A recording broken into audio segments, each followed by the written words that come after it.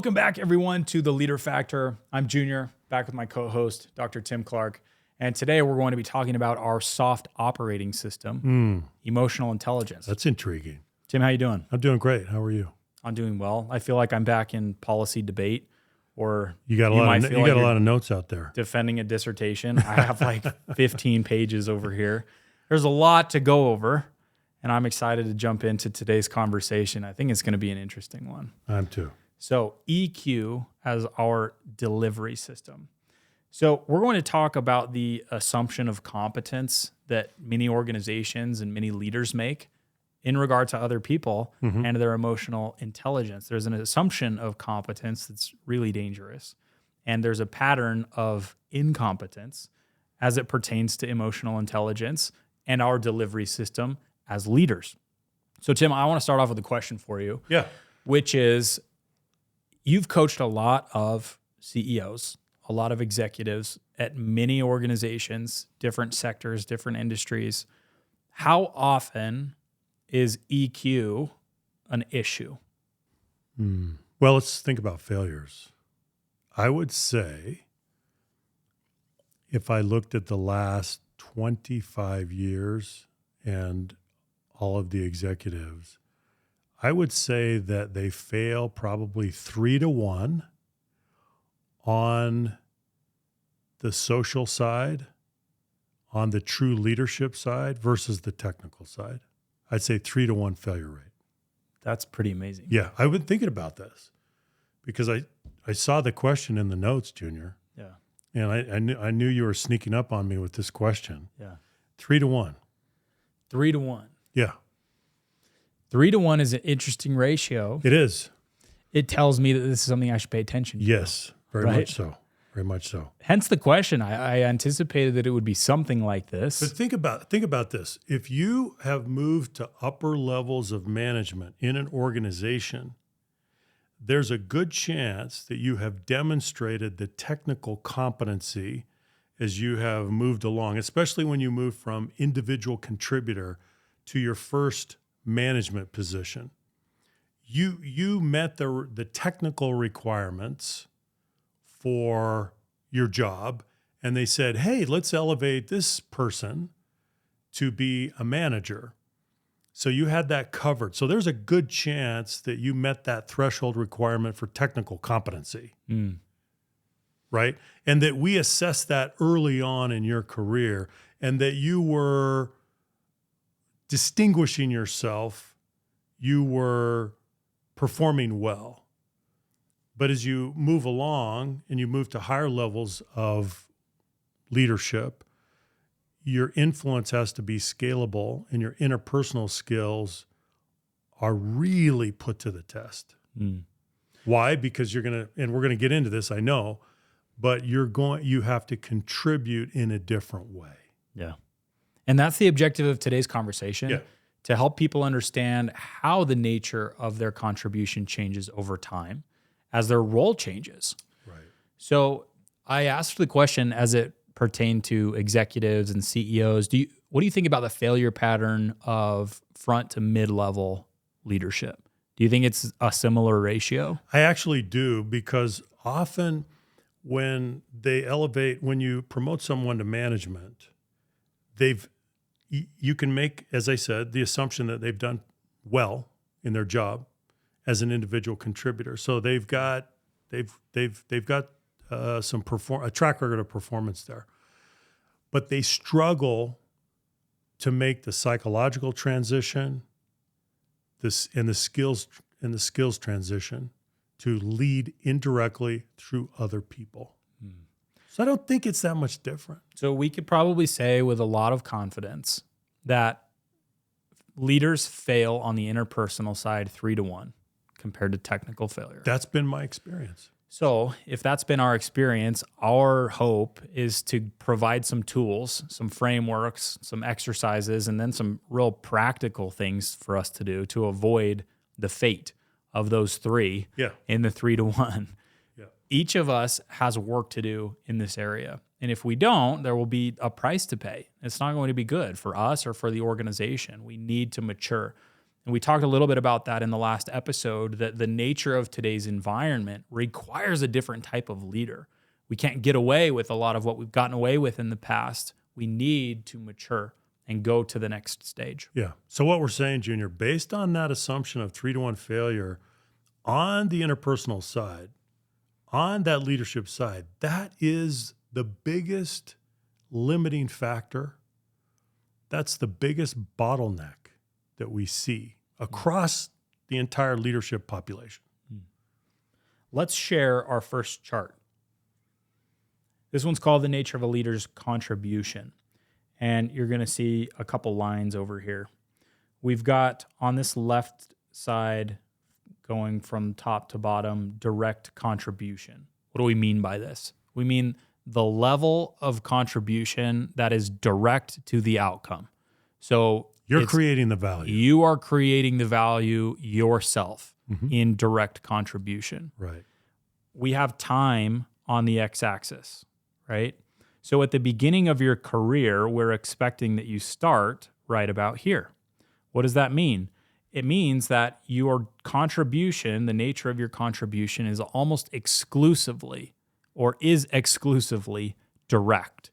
You do the thing. You pick the apple. You type on the keyboard. You press the button on the machine.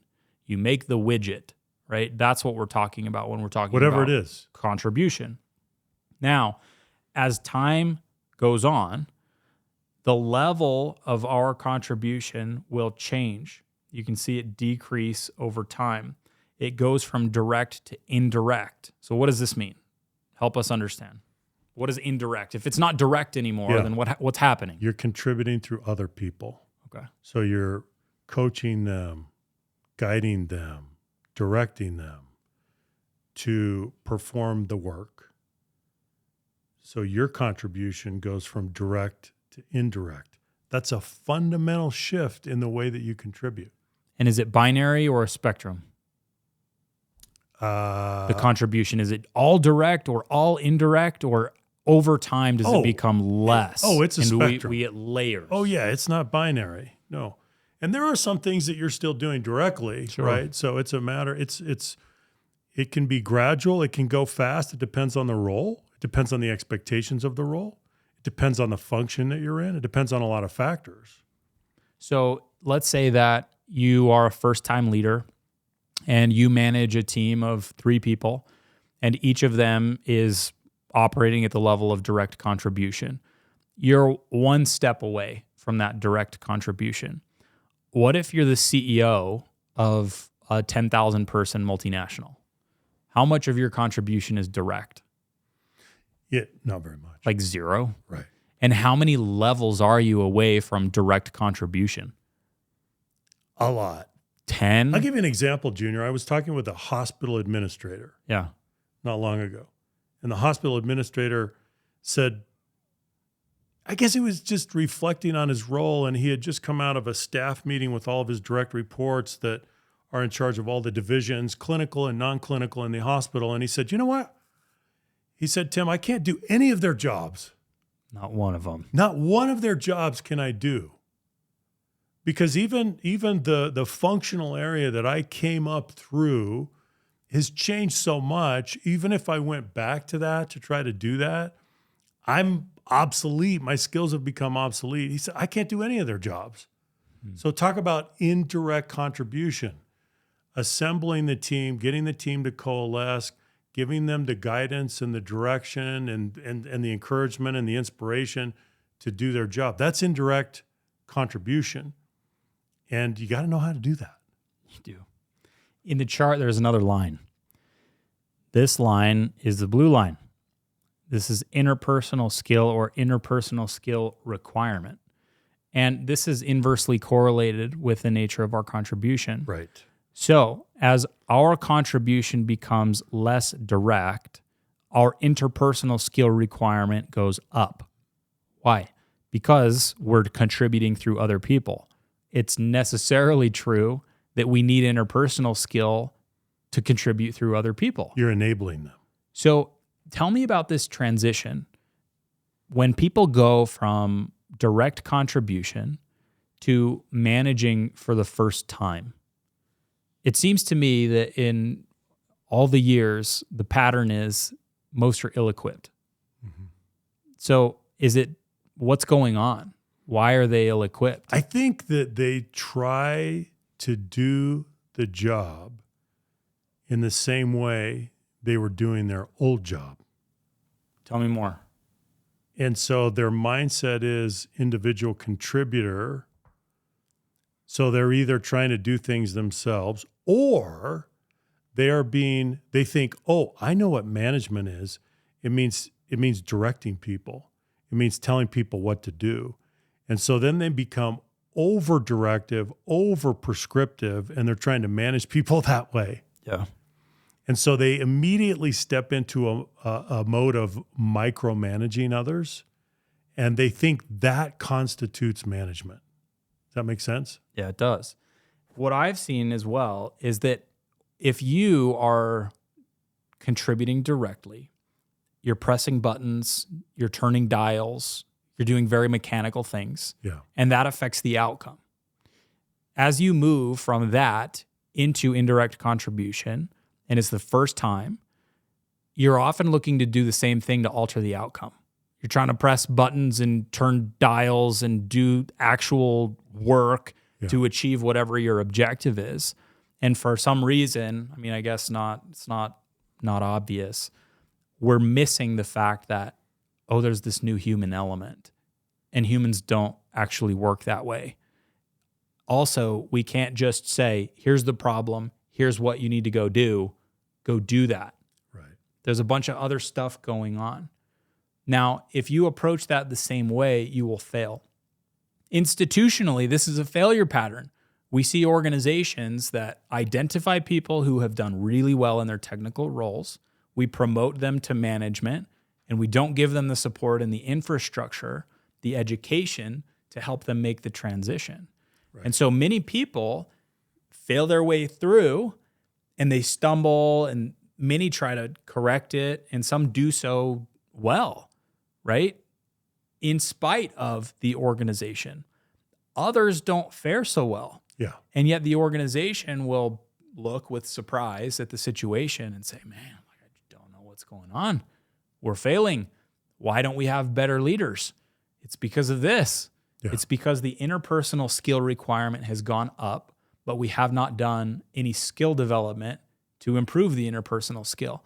Yet we're very ready to invest in the technical skill development of the person to help them go to the next level. It's a bit ironic. It is. Yeah. And it's ironic that we're surprised at the end of that story when it doesn't work out so well. So that's the purpose of today's conversation, is to help identify this problem so that we as organizations can help solve it, and we as individuals can take responsibility for our own development and improve to become better leaders. Because without that, no amount of technical skill will compensate for that deficit in interpersonal skill. That's right. Junior, I also want to point out that it's a matter of skill, but it's also a matter of intent. And I know we're going to talk about that, but it's both sides. And we often talk about the two pathologies that we see across every organization. We see paternalism and we see exploitation. And there is no organization, it seems, on the planet that doesn't have some level of paternalism and exploitation going on among the management population, right? Yeah. So we see these pathologies and they persist. And so we know that we have work to do. So in this chart over here in interpersonal skill, I'm going to write an equal sign. That's supposed to be an equal sign. And this is going to be EQ. Interpersonal skill, EQ. Yeah. So what is emotional intelligence? How would you define emotional intelligence? Because this is the vein we're going to take from here. So we have a very simple working definition that we use. The ability to interact effectively with other humans. That's it. That was technical. Yeah. That was pretty long, pretty clinical, pretty academic.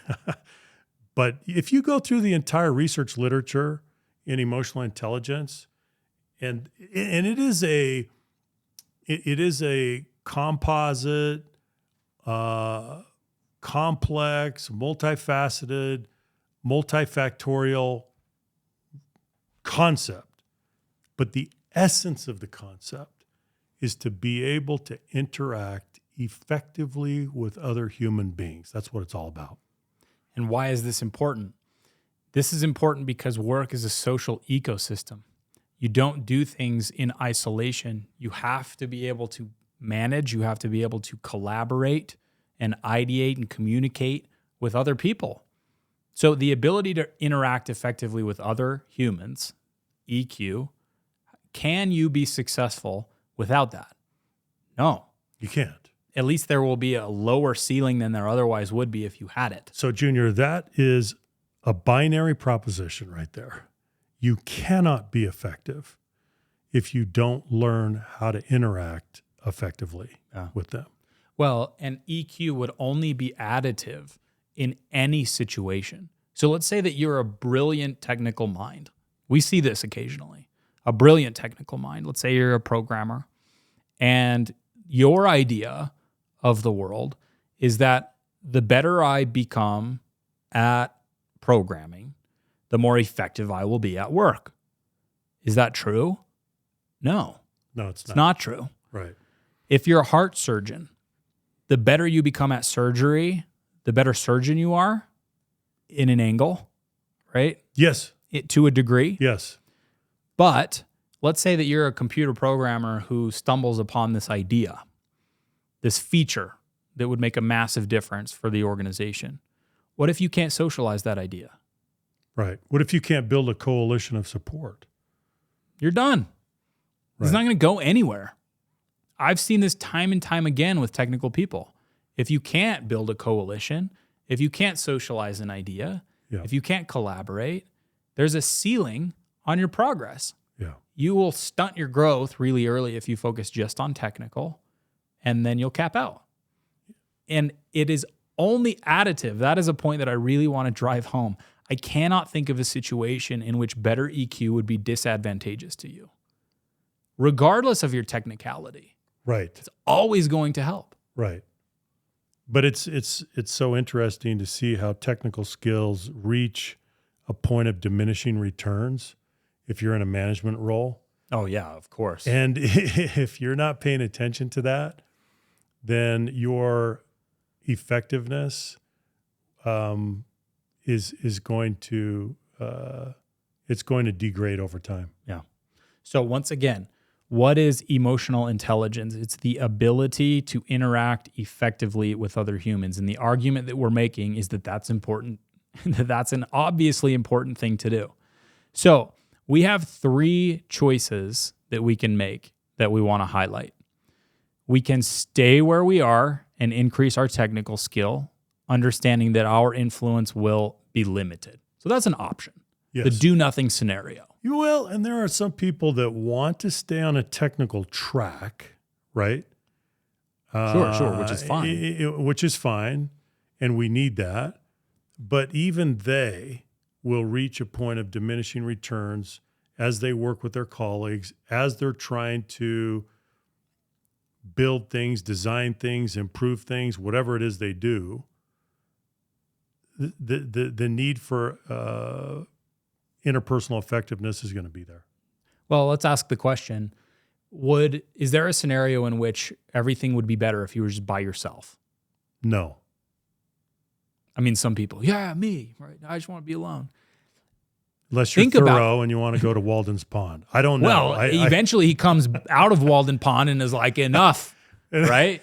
That's the interesting thing. He had enough. I'm done. He's got to go back to society. He's got to go back to civilization. He needs some interaction. We're social creatures. Yeah, no, I've been looking at the fungus for too long here. Yeah, that's enough. Yeah. So eventually we're going to come to terms with the reality that we need other people and other people need us.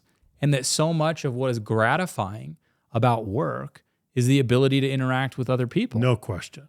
Now, it may be the case that we feel a little jaded because of experiences that we've had and that interaction hasn't been healthy.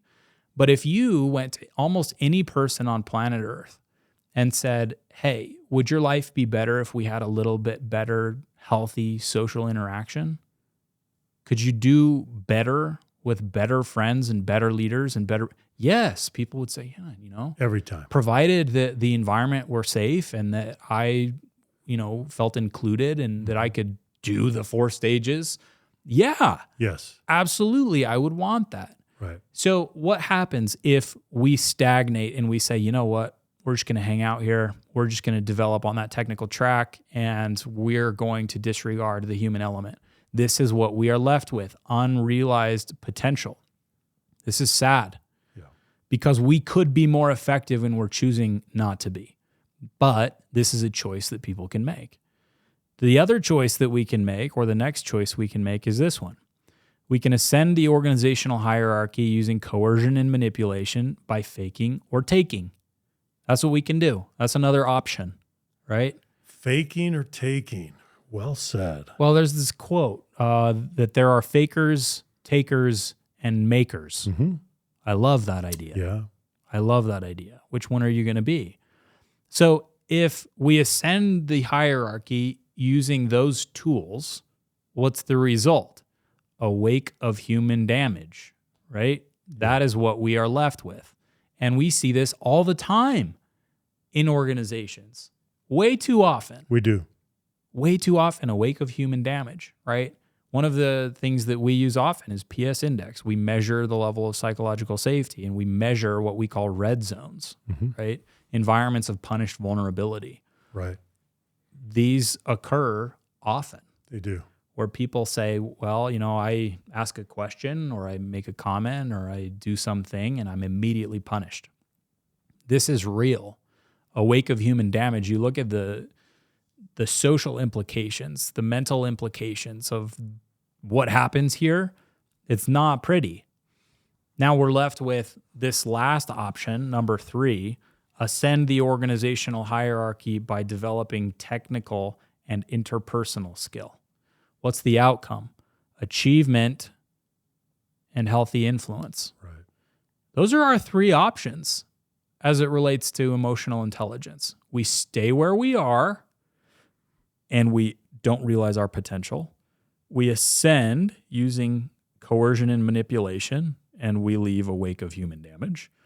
Or we develop both technically and interpersonally and we achieve and we have healthy influence. What do you think? Are these the choices? Are we missing anything? Does this account for most of it? I think these are the choices, Junior, but I want to make another point to add to it, a stronger point, and that is that if you have said yes to a management role, and you didn't have to, but if you said yes, if they tapped you on the shoulder and they said, we want you to lead a team, we want you to be a supervisor, a manager, whatever the role is, and you said yes, I think that you're under a moral obligation to develop your emotional intelligence so that you can do the job.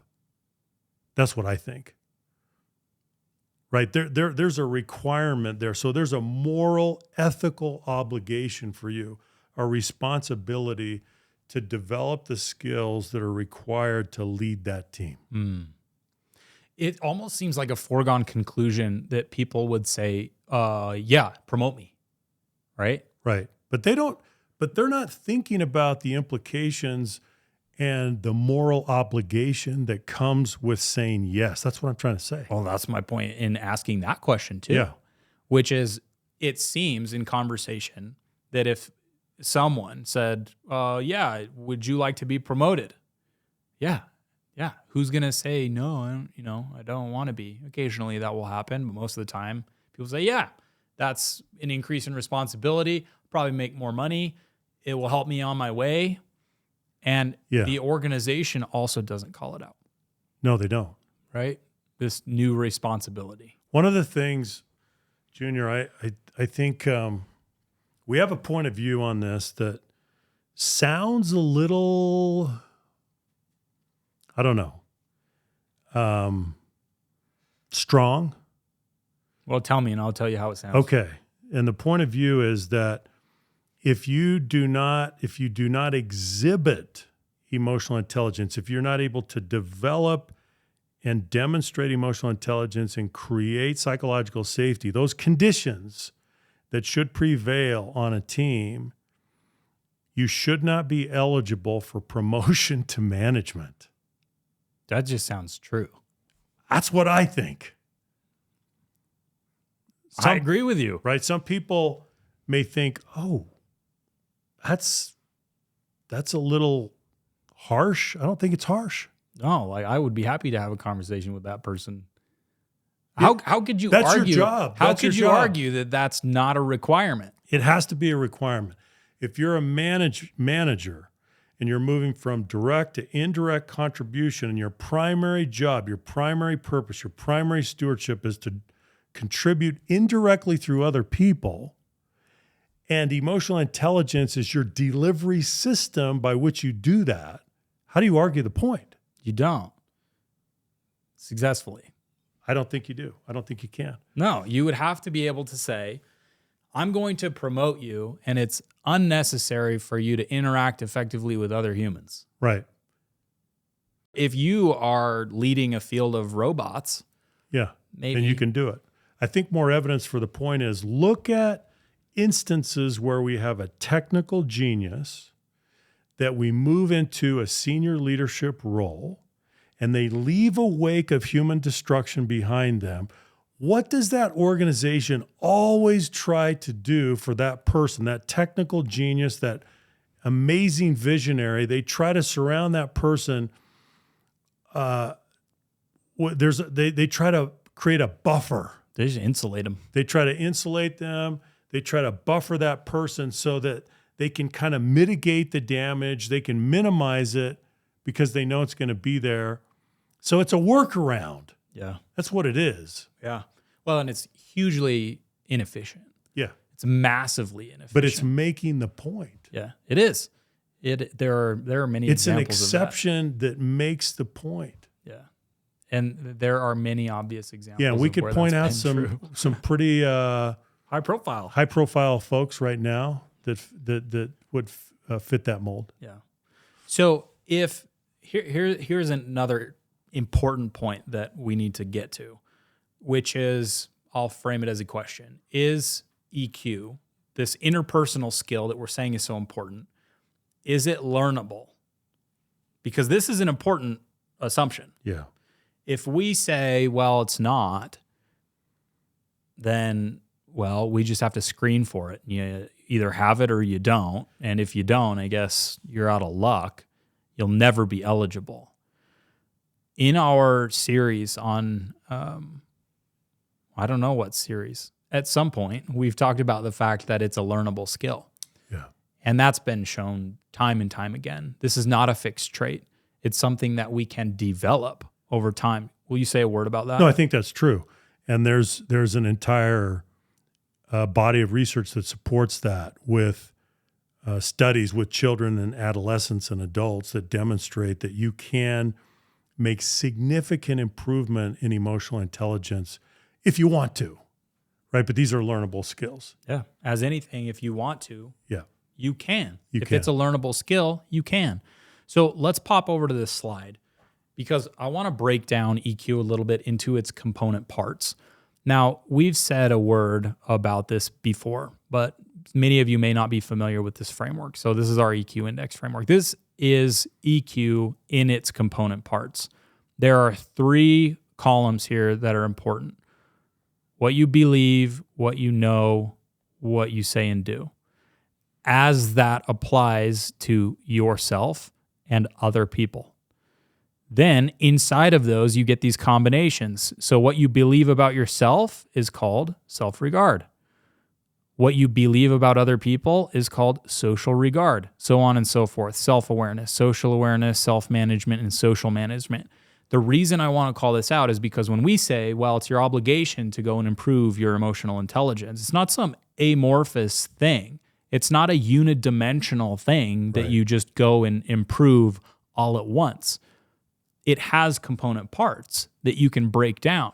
To me, this is really encouraging because if I go in here and I look at some of these, so inside self-regard, I have these skill areas: independence, optimism, self-respect, confidence, and motivation.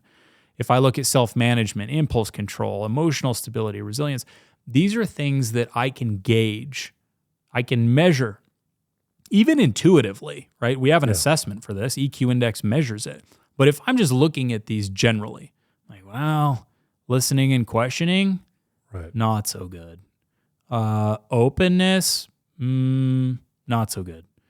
Influence, conflict management, I'm pretty good at those. So on and so forth. Anyone could come in, and this is just an example, to say that there are things that you can identify on your own that you can improve, that you might be deficient in. And that could come through feedback from other people. It could come from your own self-awareness and observation, your interactions as you look back on the way that you've interacted in the past. And then you can go start working on these things. What do you think about this? Well, this is what makes it learnable.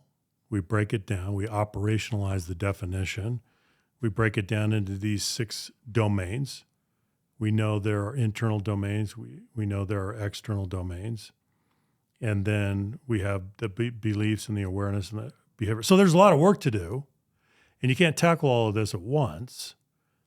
But if you get an accurate baseline of where you are, then you can at least pick a couple of areas, set some goals, and start practicing and getting better. That's the good news. That is the good news. Now, here's our plug. Unashamed. If you want to know what your scores are in each of these areas, go take EQ Index. It'll take you 20 minutes. It's 150 items. It's a huge course, and you can go learn more about it on the site. But you can get scores for each of these and help to improve them. It's important that you do. Now, you don't have to go and take this assessment. You can do a lot of work by yourself. We would encourage you to do that. If you want a little bit of extra help, this might be relevant for you. Right. But the point that we want to make is, I'm going to go all the way back up to the top here to talk about this first one. The nature of a leader's contribution. This is something that we will all be faced with. So you may be over here, as we stated in the beginning. Maybe your contribution is completely direct right now. Ask yourself, do you have any aspiration to lead? Do you have any aspiration to lead? If you do, you got to pay attention to this line. The interpersonal skill requirement will go up. And as we've stated, it's not binary. It's something that will move over time. It will become even more important. Your ability to manage and interact with other people will be so important in the next few stages of your development. And that direct contribution will go down. It's not to say that you shouldn't sharpen technical skill, but you need to pay attention to this interpersonal skill or EQ requirement that will increase over time. What have you seen, Tim, in the leaders who have been the most effective, the CEOs with the highest emotional intelligence? How much of an advantage is that to them? Oh, it's incredible, because regardless of the situation, regardless of the adaptive challenges that they're responding to, they are able to engage their teams and release the full potential of their teams. And it can only be done through the delivery system of their emotional intelligence. So it becomes an indispensable element. That's what I see. Yeah. And I go back to what I said at the outset, which is 3-to-1 failure ratio on interpersonal versus technical. So if that doesn't get your attention, it should by now. It should by now. Coming from you, I will take that with a lot of believability. Your believability index is high. You've talked to a lot of people and had the opportunity to train a lot of high-powered executives across the globe in every industry, and we've seen this as a pattern. So increase your technical skill, but do not ignore the interpersonal skill requirement that will absolutely be there. So with that, we will wrap up. Say thank you very much for tuning in today. We would love to see your feedback in the comments. If you have any questions about anything that we talked about today, any suggestions for future topics that you would like to see us cover on the Leader Factor, please let us know. Would love to see your favorite part of the episode, and any feedback for us is greatly appreciated. So with that, we will say goodbye and see you next episode. Take care, everybody.